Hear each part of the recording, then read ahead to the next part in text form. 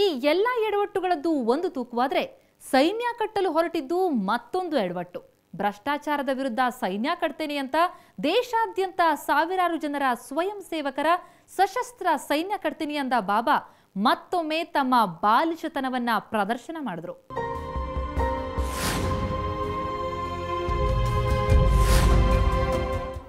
ಸೈನ್ಯ ಕಟ್ಟುತ್ತೇನೆ ಅನ್ನೋ ಮಾತಿನ ಅರ್ಥ ಸಿಂಪಲ್, ಅದು ಸಶಸ್ತ್ರ ಹೋರಾಟ. ಗಾಂಧಿ ಮಾರ್ಗವನ್ನಿಡಿದು ಹೋರಾಡಿದ ಯಾರೊಬ್ಬರಿಗೂ ಬಾಬಾರ ಈ ಹೇಳಿಕೆ ಇಷ್ಟವಾಗಲಿಲ್ಲ. ಖುದ್ದು ಅಣ್ಣಾ ಹಜಾರೆ, ಲೋಕಾಯುಕ್ತ ನ್ಯಾಯಮೂರ್ತಿ ಸಂತೋಷ್ ಹೆಗಡೆ ಕೂಡ ಇದಕ್ಕೆ ವಿರೋಧ ವ್ಯಕ್ತಪಡಿಸಿದ್ರು.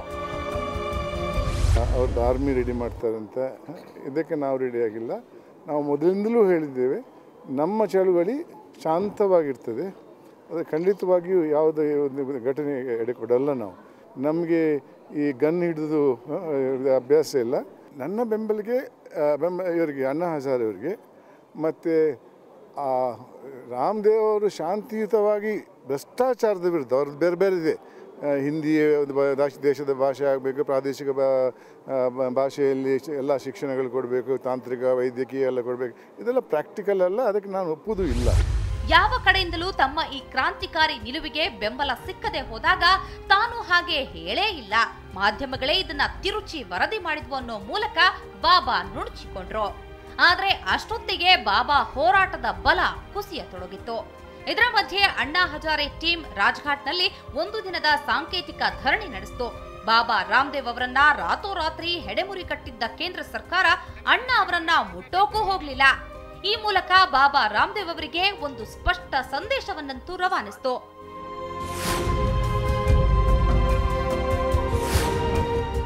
ಪದೇ ಪದೇ ಯೋಗದ ಮಹತ್ವ ಕುರಿತು ಭಾಷಣ ಮಾಡುವ, ದೇಶಕ್ಕೆ ದೇಶವೇ ನಿಬ್ಬೆರಗಾಗುವಂತೆ ಯೋಗ ಪ್ರದರ್ಶಿಸುವ ಬಾಬಾ ರಾಮದೇವ್ ಒಂದೇ ವಾರಕ್ಕೆ ಅಸ್ವಸ್ಥರಾದ್ರು.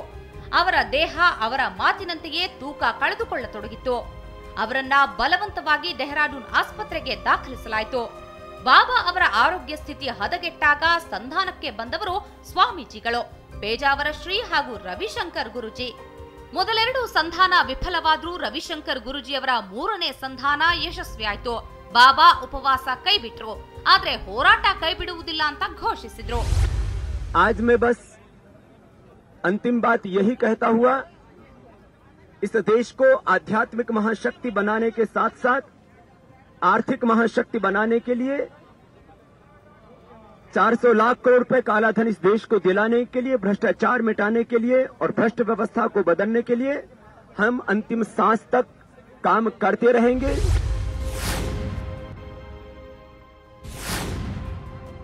ಆದ್ರೆ ಬಾಬಾ ಅವರ ಹೋರಾಟದಿಂದ ಆದ ಏಕೈಕ ಬೆಳವಣಿಗೆ ಅಣ್ಣಾ ಅವರ ಜನಲೋಕ್ಪಾಲ್ ಹೋರಾಟ ಕೂಡ ದಿಕ್ಕು ತಪ್ಪಿದ್ದು. ಬಾಬಾ ರಾಮದೇವ್ ಹೋರಾಟಕ್ಕೆ ಇಳಿಯುವವರೆಗೂ ಒಬ್ಬ ದಿಗ್ವಿಜಯ್ ಸಿಂಗ್ ಹೊರತಾಗಿ ಕಾಂಗ್ರೆಸ್ನ ಯಾರೊಬ್ಬರು ಅಣ್ಣಾ ಅವರ ವಿರುದ್ಧ ಬಾಯಿ ಬಿಟ್ಟಿರಲಿಲ್ಲ. ಆದ್ರೆ ಬಾಬಾ ಅವರ ಹೋರಾಟ ಮಣಿಸಿ ಗೆದ್ದಿರುವ ಕೇಂದ್ರ ಸರ್ಕಾರ ಈಗ ಅಣ್ಣಾ ವಿಷಯದಲ್ಲೂ ಗಟ್ಟಿಯಾಗತೊಡಗಿದೆ. ಜನಲೋಕ್ಪಾಲ್ ಮಸೂದೆಯ ಕರಡು ಪ್ರತಿ ಸಿದ್ಧವಾಗುವ ಮೊದಲೇ ಅಣ್ಣಾ ಅವರನ್ನ ಕೂಡ ಬಿಜೆಪಿ ಆರ್ಎಸ್ಎಸ್ ಏಜೆಂಟ್ ಎಂದು ಕಾಂಗ್ರೆಸ್ ನಾಯಕರು ಕೂಗತೊಡಗಿದ್ದಾರೆ. ಪ್ರಣಬ್ ಮುಖರ್ಜಿ ಕೂಡ ಇದರಲ್ಲಿ ಹಿಂದೆ ಬಿದ್ದಿಲ್ಲ. The Congress party has taken proactive action.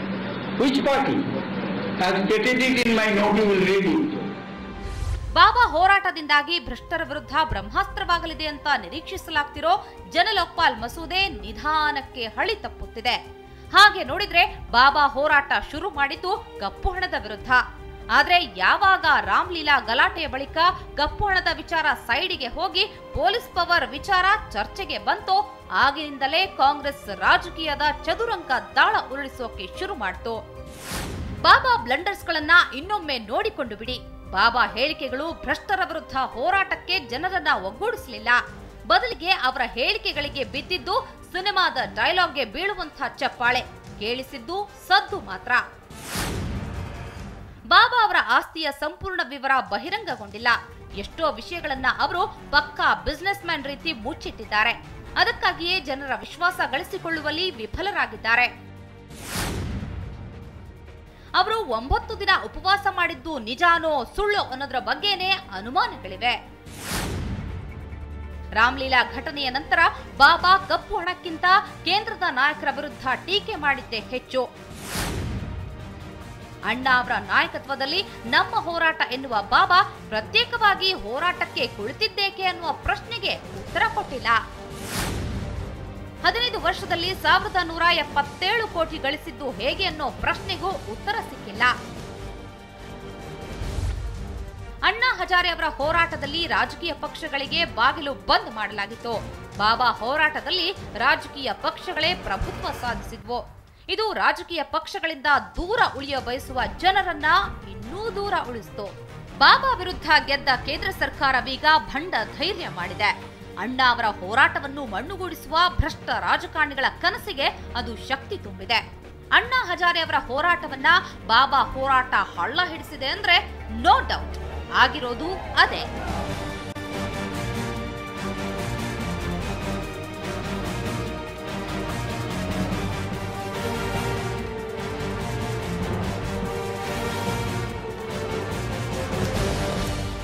ನೋಡಿದ್ರಲ್ಲ ವೀಕ್ಷಕರೇ, ಇದು ಬಾಬಾ ಬ್ಲಂಡರ್ಸ್. ಇದೊಂಥರ ಕುಂಬಾರನಿಗೆ ವರುಷ, ದೊಣ್ಣೆಗೆ ನಿಮಿಷ ಅನ್ನುವಂತಾಗಿ ಹೋಯಿತು. ಇದು ಈ ಹೊತ್ತಿನ ವಿಶೇಷ. ಕ್ಷಣ ಕ್ಷಣದ ಸುದ್ದಿಗಾಗಿ ನೋಡ್ತಾ ಇರಿ ಸುವರ್ಣ ನ್ಯೂಸ್ 24/7.